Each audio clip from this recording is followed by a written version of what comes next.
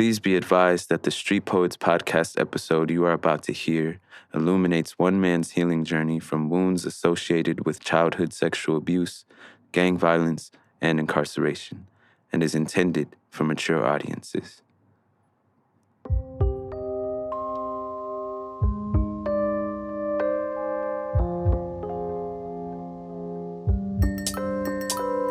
got love for the homies still stuck on the grind. I got love for the haters who done lost their mind. I got love for the earth, the waters of rebirth. I got love for the fire in my heart when it hurts. I got love for my people, the poet in the streets. I got love for the brother in the cup making beats. I got love for the dancer, the dreamer, the son. I got love for the killer who gives up his gun.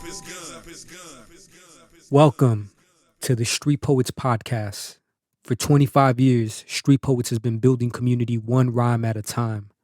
We share our stories because they connect us to each other and remind us that we're all in this life together.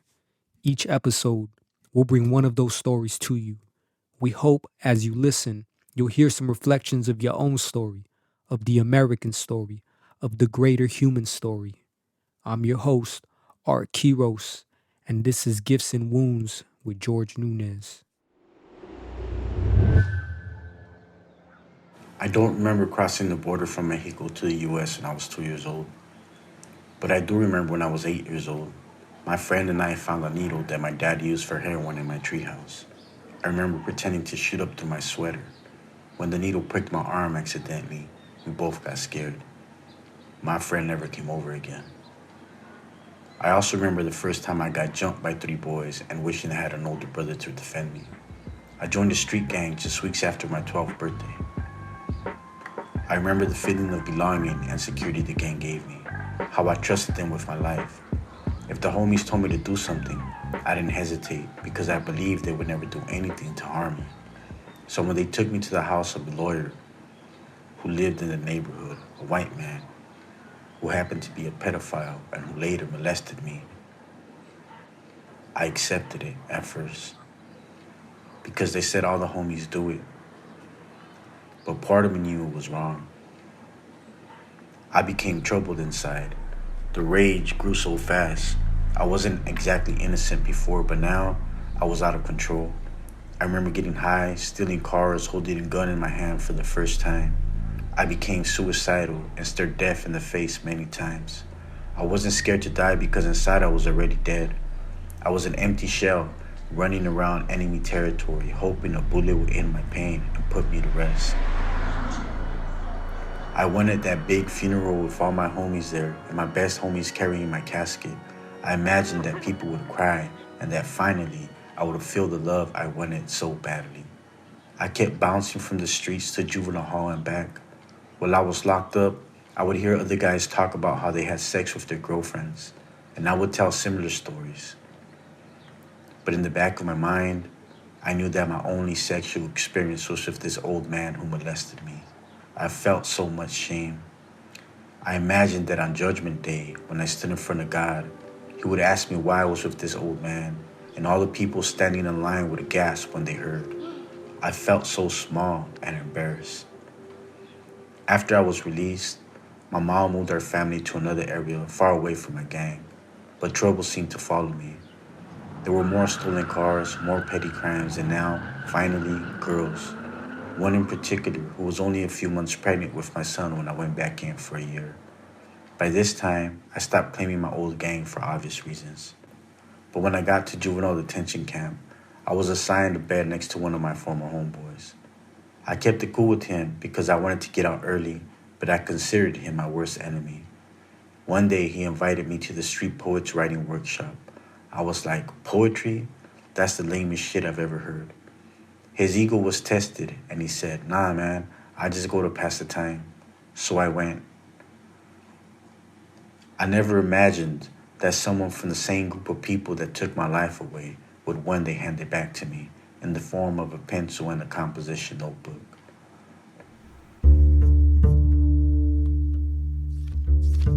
Over the next year, I used that pencil and paper to shine light on the darkest corners of my past.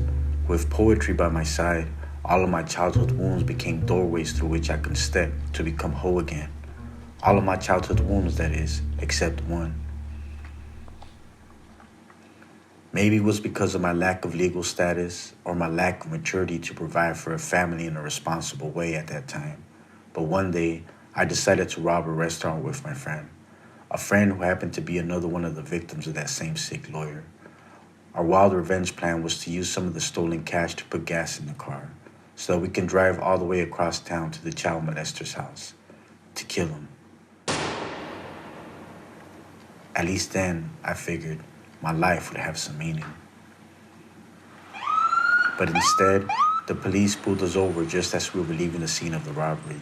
At age 19, I was sentenced to 4 years in state prison. When I got to prison, my rejection of the gang turned out to be a bigger deal than it was in juvenile hall.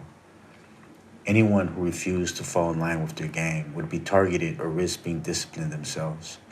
But when one of my former homies confronted me, I refused to comply. And when he asked, I told him why. You remember the lawyer? He looked down and mumbled, yeah, everyone in my hood knew that man. That's why, I said. It was the first time I'd ever spoken my reason for leaving my gang out loud.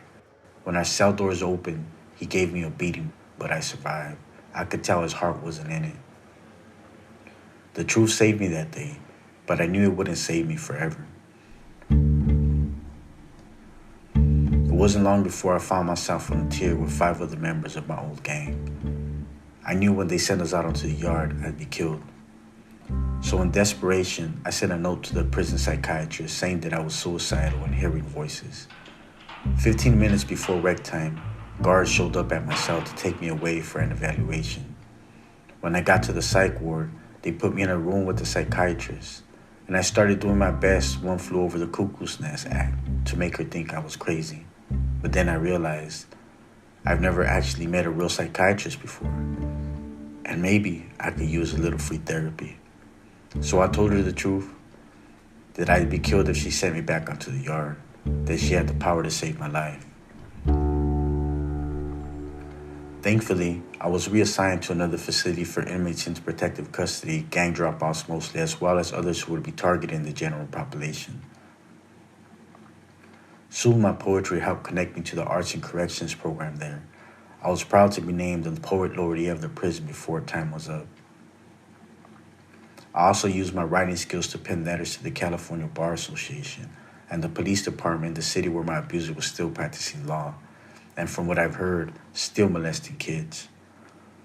I explained what he had done to me and dozens of other boys who'd been offered up as payment for shady legal services he provided for older members of our gang. When the detective came to interview me in prison, he told me that the lawyer had been under investigation, even before they received my letter, that he doubted he would ever make it to trial. Months later, I was informed that my abuser had been found dead of an apparent suicide. I felt a sense of relief knowing that he'd never victimized any more kids. A year later, I was deported directly from prison to Mexico with nothing but my elementary Spanish-speaking skills and $14 in my pocket. But once again, Street Poets stepped in to help. They connected me to an orphanage down here, where I was able to get food and a roof over my head for 6 months in exchange for volunteer labor. Now, 17 years later, I made a life for myself here in Mexico. I have an associate's degree in mechatronics engineering and 2 smart, beautiful daughters to go with my now grown son and daughter back in the States. Today, in addition to local work, I'm blessed to be able to serve as a remote teaching artist for Street Poet Team, the organization that first introduced me to the life-saving practice of poetry. I share my poems and my story through these virtual windows in the hope that it will inspire and help prevent kids from going through what I went through. They will make it easier for boys who've been sexually abused to speak up, to shine the light of truth into their own shadows and into the darkest shadows of our culture, so that we can all experience what it feels like to be free. Our prisons and the world are full of men who first began acting out, not because they've been sexually abused, but because of the shame and fear they felt and still feel for having been victimized in that way. If we can rid our culture of that judgment and shame, we will see the glue that holds gangs together dissolve and our prisons begin to empty. Even here in Mexico, that remains my American dream.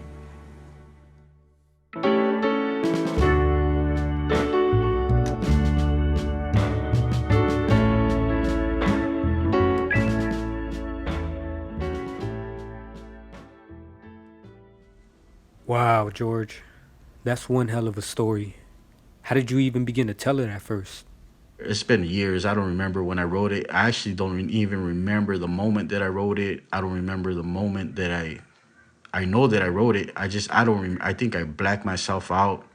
What I remember was just like sending it out and not looking at it again for many years. It was the first time I actually accepted the fact that I was molested as a kid. Now that I spoke about it and that I'm sharing my story with you guys, man, it's been a couple of weeks, about a month since I started working on it, and it's it woke up a lot of stuff that was buried for all these years, and it's very hard for me even now.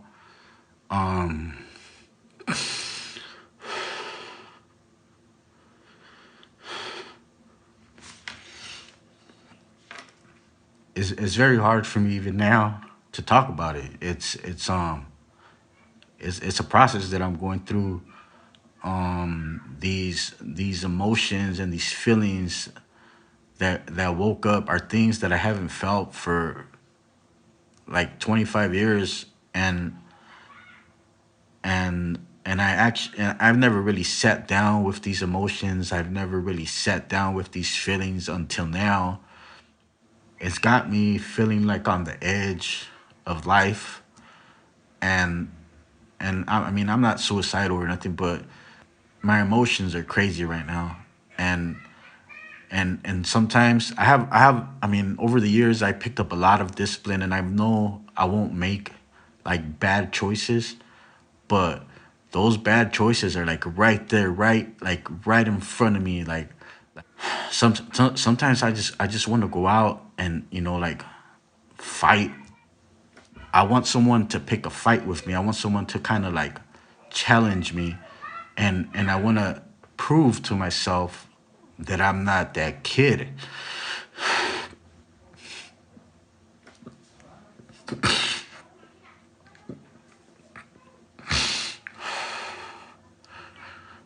That I'm not that kid who let me down. You know, like I want to show me like like that's not who I am.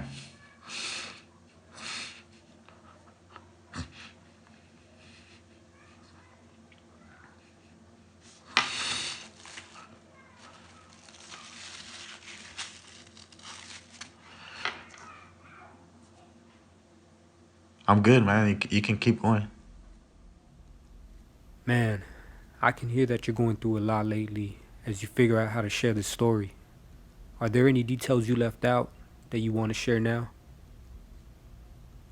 There's a part where it says that I wrote to the police department. Like I didn't write to the police department. I wrote to the bar association, and it was easier to just include the police department in the story. But the reality was that I had filed a lawsuit against the lawyer in the same courts where he worked, and someone handed the lawsuit to the police department, and they contacted me, and they went to find me at the prison where I was at, and that's how I got a hold of them, and that's how I mean that's how I learned that he had like other cases pending and stuff like that, or investigation pending.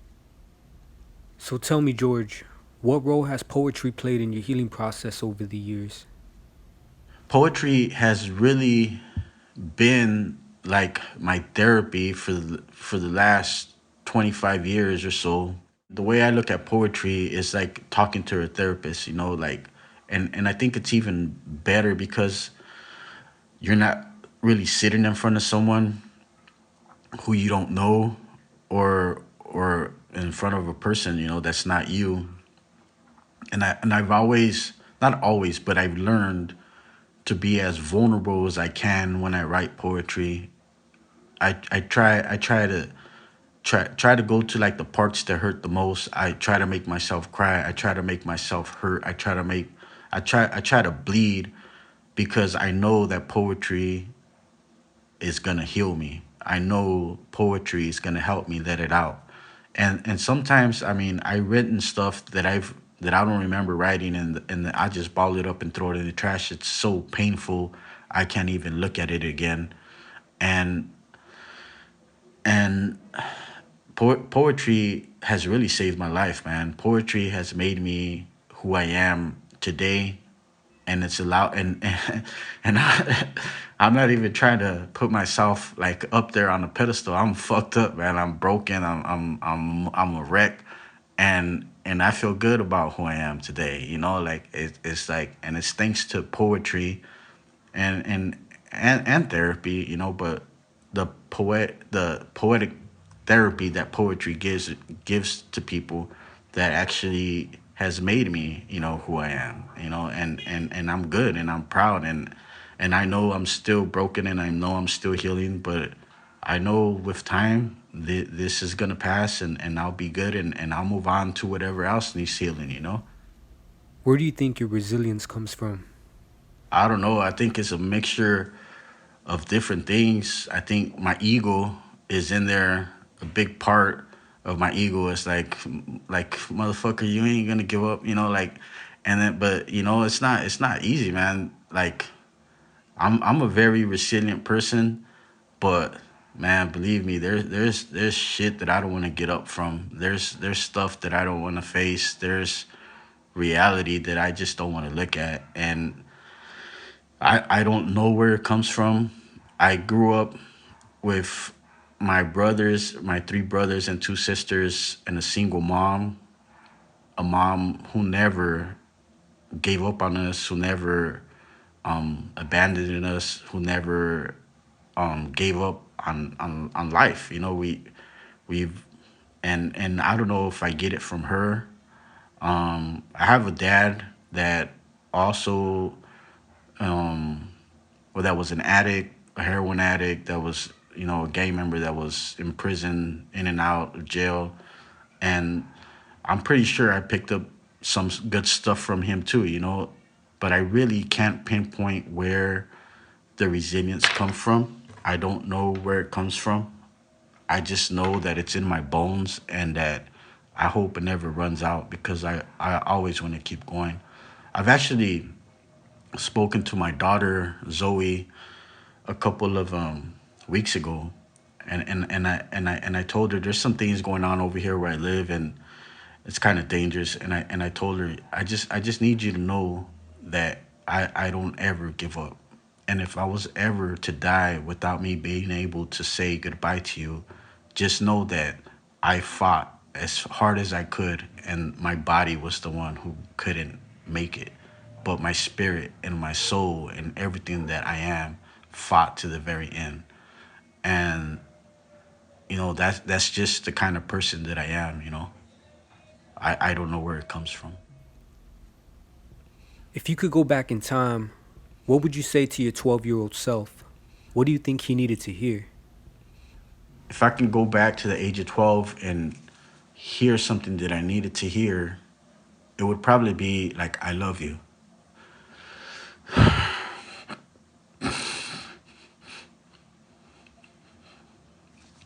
It would probably be, I love you. I remember I spoke with my dad once, and he was like, what do you want? Like, he was like, because I kind of, I mean, I didn't hate him, but I had a lot of resentment towards him, because he was never there. He was always high. You know, when he was there, he was in prison and shit. And and I had a lot of resentment. I had a lot of resentment against him. So one day he like asked me to do something, and I was like no, you know. So he took me outside, and he was like, hey, you know, like, what's wrong with you? And I was like, what do you mean, what's wrong with me? And he was like, what do you want? And I was like, what are you talking about? He said, you want me to be your homeboy, or do you want me to be your dad? And that kid in me was screaming so hard inside that I needed a dad.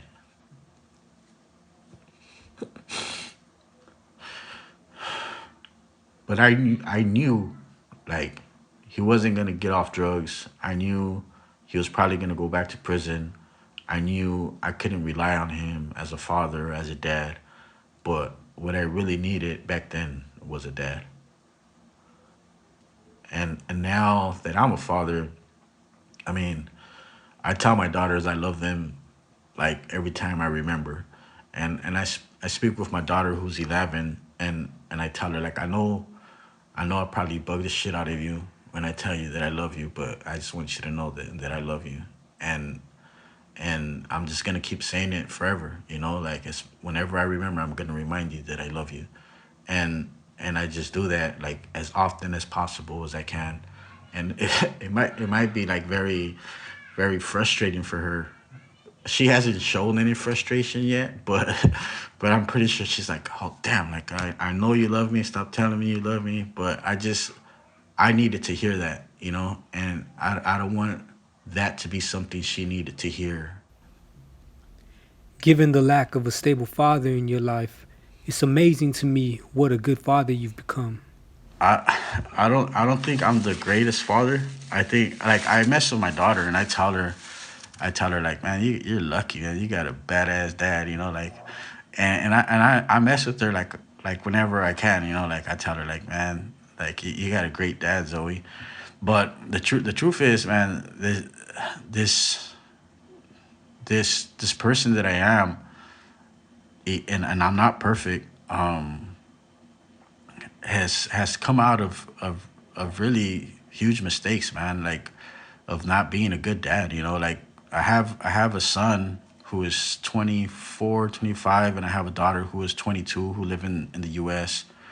And I miss them so much, man. But they have so much resentment because they feel abandoned, and they have the right to feel abandoned. But when my son was 2 years old, I mean, I was showing him how to stab. We were shooting guns together. Like, I wasn't a really good dad, at all. I would take him with my homeboys. We would hang out. It just, I was 16 years old, like, and I think what's allowed me to be a better dad is just the maturity of that I picked up throughout the years, and accepting the fact that I can't really go back in time to change anything with my son and my daughter that are grown now, and that I have this huge opportunity to be a good dad to the daughters that I have now. And that's actually what kind of motivates me to be a good dad. The fact that I got this chance to do it right or do it the best I can this time around. What does being a street poet mean to you?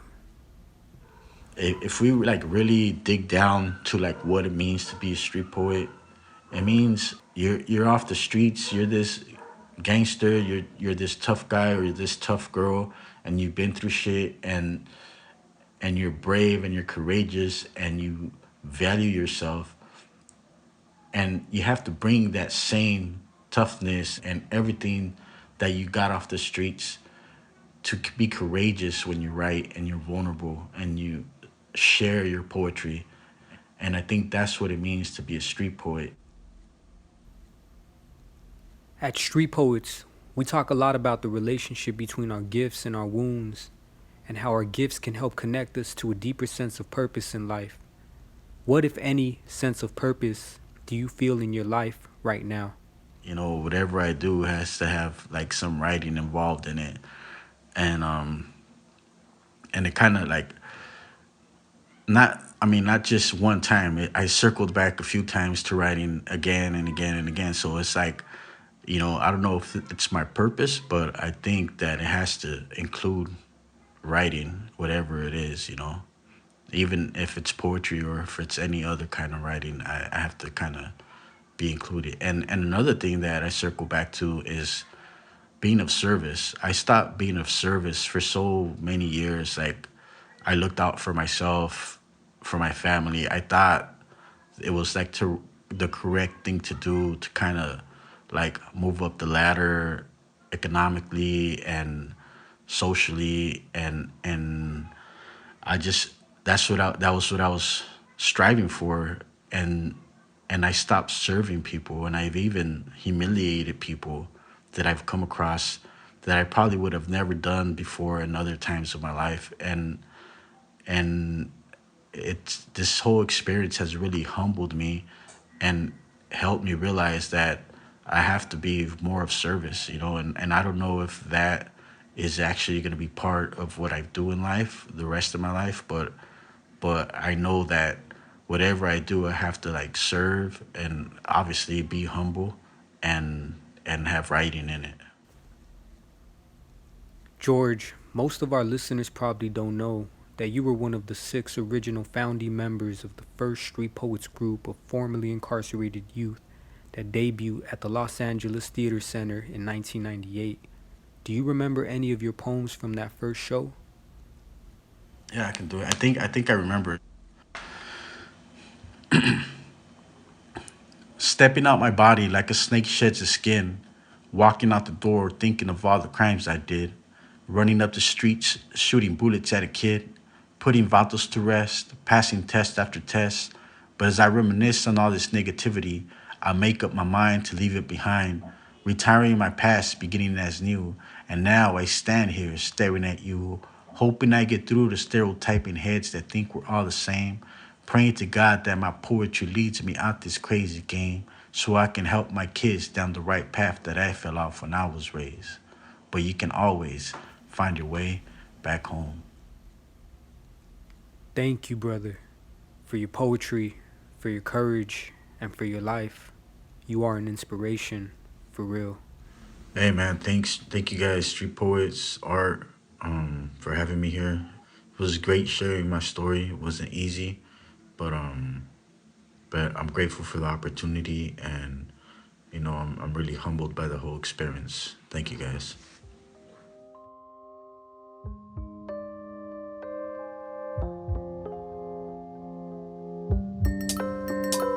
I got love for the homies still stuck on the grind. I got love for the haters who done lost their mind. I got love for the earth, the waters of rebirth. I got love for the fire in my heart when it hurts. I got love for my people, the poet in the streets. I got love for the sister in the cut making beats. I got love for the rhymers, the rappers, the one. I got love for the mamas who rise with the sun.